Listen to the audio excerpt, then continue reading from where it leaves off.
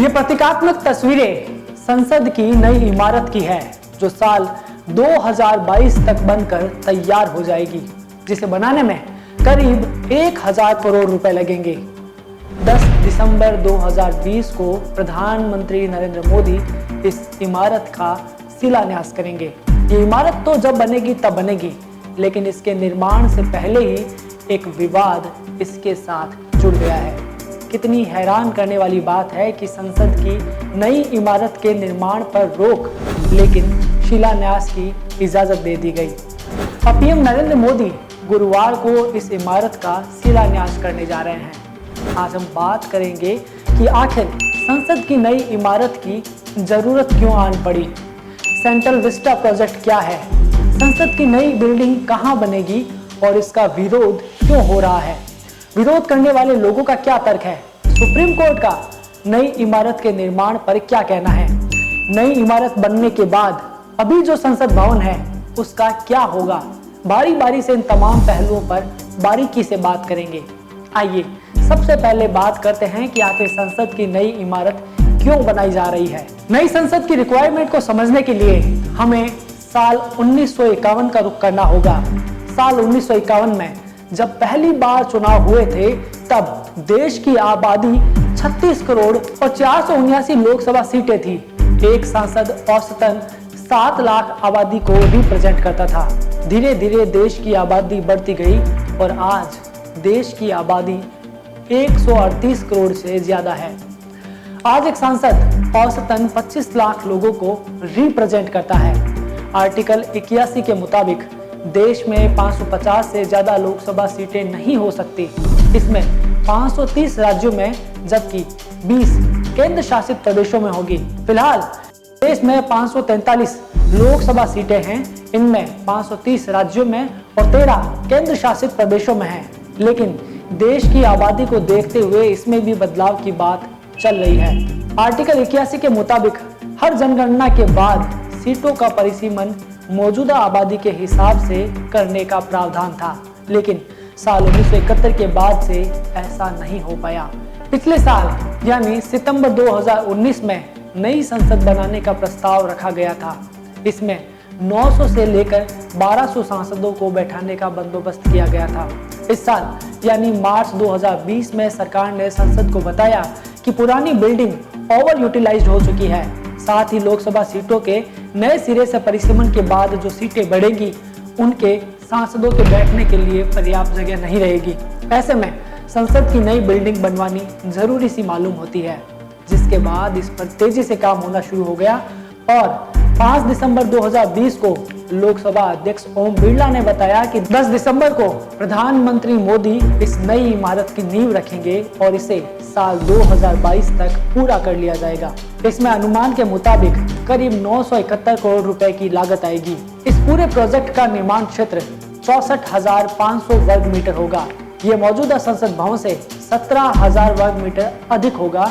नई इमारत में लोकसभा कक्ष भूतल में होगा, जिसमें 888 सांसदों के बैठने की व्यवस्था होगी, जबकि राज्यसभा में 384 सदस्यों के बैठने की व्यवस्था होगी। संयुक्त बैठक के दौरान 1272 सदस्य इसमें एक साथ बैठ सकेंगे। अब बात करते हैं कि सेंट्रल विस्टा प्रोजेक्ट क्या है। सेंट्रल विस्टा राजपथ के दोनों तरफ के इलाकों को कहा जाता है। राष्ट्रपति भवन से इंडिया गेट के करीब प्रिंसेस पार्क का इलाका इसके अंतर्गत आता है। इसके तहत राष्ट्रपति भवन, संसद, नॉर्थ ब्लॉक, साउथ ब्लॉक, उपराष्ट्रपति का घर आता है। साथ ही national museum, national archives, Indira Gandhi national centre for arts, Udyog Bhavan, Bikaner house, Hyderabad house, निर्माण भवन और जवाहर भवन भी सेंट्रल विस्टा का ही हिस्सा है।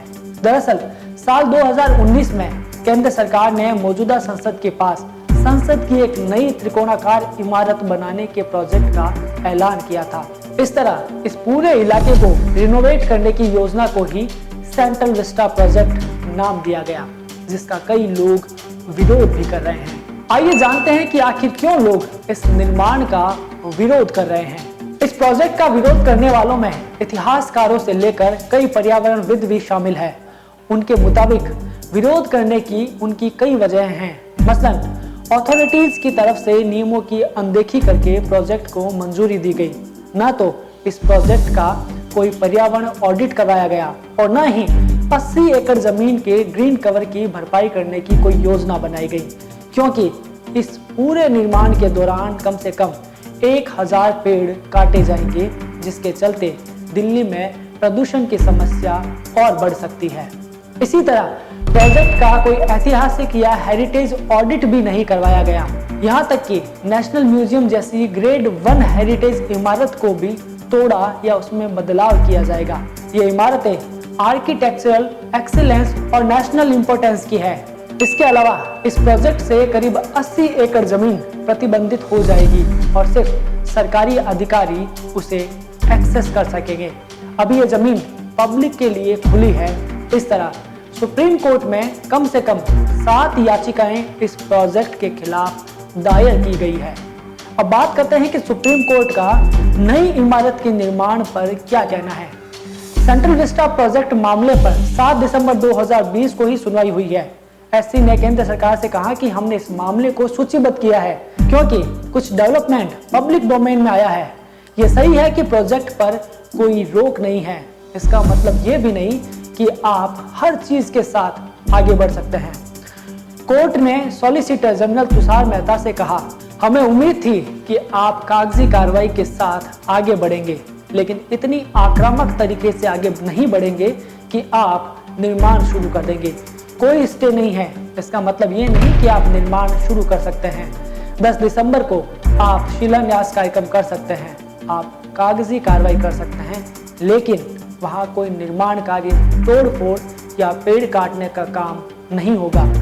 जब तक सुप्रीम कोर्ट इस मुद्दे पर क्लियरेंस नहीं देगी, तब तक सरकार का इस मुद्दे पर कोई कदम उठाया नहीं जाएगा। नई इमारत बनने के बाद अभी जो संसद भवन है उसका क्या होगा? ये सवाल बहुत अहम है। दरअसल संसद की मौजूदा इमारत को पुरातत्व धरोहर में बदल दिया जाएगा। इसका इस्तेमाल संसदीय कार्यक्रमों में भी किया जा सकेगा। अब एक और सवाल यहाँ उठता है जो कि हर भारतीय का है कि देश कोरोना महामारी से बुरी तरह से जूझ रहा है। आम आदमी पैसे की कमी से जूझ रहा है। केंद्र ने राज्यों को जीएसटी के 2.35 लाख करोड़ रुपए भी नहीं दिए हैं। नौकरियां, इंक्रीमेंट सबके सब टल रहे हैं, तो फिर हजारों करोड़ रुपए के खर्च वाला निर्माण कार्य क्यों नहीं टाला जा रहा? विपक्ष ने कोरोना संकट के बीच खर्चीले सेंट्रल विस्टा प्रोजेक्ट को रोकने के लिए भी कहा है, लेकिन सरकार का इस मसले पर कोई बयान नहीं आया है। उनका लक्ष्य है कि अगस्त 2022 यानी 75वें स्वतंत्रता दिवस तक हर हाल में नया संसद भवन बन जाना चाहिए। सरकार, जनता भी तो अपने सपने, अपने लक्ष्यों की गुहार लगाना चाहती है। आपकी नई संसद पर क्या राय है? अपनी राय हमें कमेंट करके जरूर बताएं। ऐसी और खबरों से अपडेट रहने के लिए देखते रहिए खबर अपडेट।